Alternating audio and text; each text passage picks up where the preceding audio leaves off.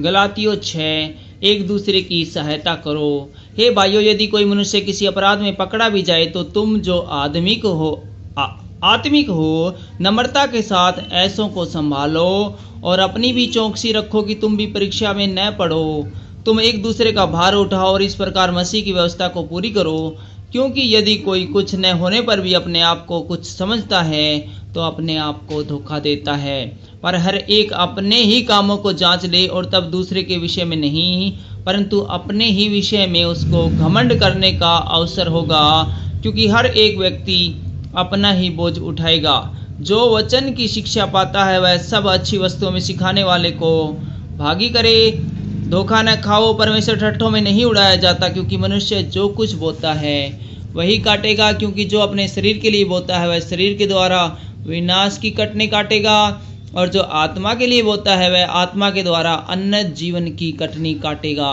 हम भले काम में करने में साहस न छोड़े, क्योंकि यदि हम ढीले न हो तो ठीक समय पर कटनी काटेंगे।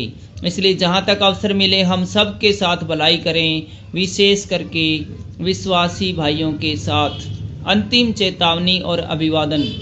देखो, मैंने कैसे बड़े बड़े अक्षरों में तुमको अपने हाथों से लिखा है। जो लोग शारीरिक दिखावा चाहते हैं वे ही तुम्हारा खतना करवाने के लिए दबाव डालते हैं, केवल इसलिए कि वे मसीह के क्रूस के कारण सताए न जाएं।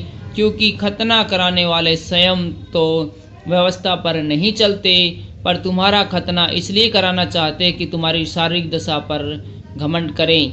पर ऐसा न हो कि मैं अन्य किसी बात का घमंड करूं, केवल हमारे प्रभु यीशु मसीह के क्रूस का, जिसके द्वारा संसार मेरी दृष्टि में और मैं संसार की दृष्टि में क्रूस पर चढ़ाया जाता हूं। क्योंकि न खतना और न खतना रहित कुछ है, परंतु नई सृष्टि। जितने इस नियम पर चलेंगे उन पर और परमेश्वर के इजराइल पर शांति और दया होती रहे। आगे का कोई मुझे दुख न दे, क्योंकि मैं यीशु के दागों को अपनी देह में लिए फिरता हूँ। हे भाइयों, हमारे प्रभु यीशु मसीह का अनुग्रह तुम्हारी आत्मा के साथ रहे। आमीन। Thank you.